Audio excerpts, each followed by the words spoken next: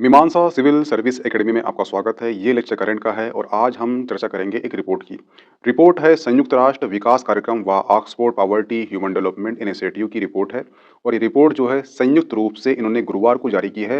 Report में 110 कितने 110 देश 110 देशों में जो 6.3 अरब लोगों पर स्टडी की गई है।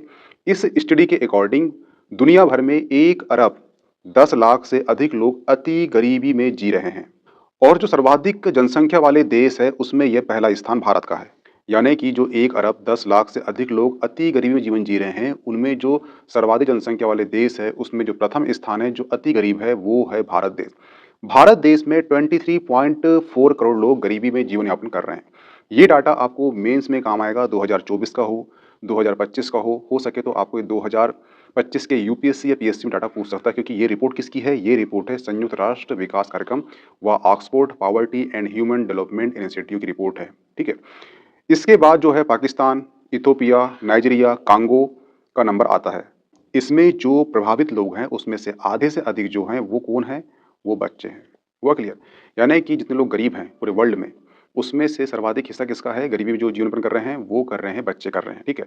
यानी कि वर्तमान का बच्चा अगर गरीब है तो जो भविष्य होगा, जो फ्यूचर होगा, बच्चों का कहो या वर्ल्ड का हो या हर एक देश का कहो, वो भी गरीब होगा।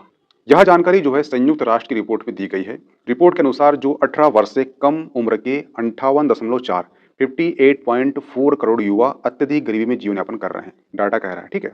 जो विश्व भर में बच्चों की संख्या का कितना है? 27.9%, यानी कि 27.9% जो युवा हैं ये जीवन यापन कर रहे हैं विश्व भर में। उसमें से जो वयस्क हैं 13.5%, यानी कि 13.5% जो युवा हैं, जो वयस्क हैं, ये अपना गरीबी जीवन यापन कर रहे हैं। तो ये जो रिपोर्ट थी संयुक्त राष्ट्र विकास कार्यक्रम व Oxford poverty and human development की। इसमें सिर्फ आपको ये डाटा याद रखना है, कौन सा वाला? कि भारत में 23.4 करोड़ लोग गरीबी में जीवन यापन कर रहे हैं।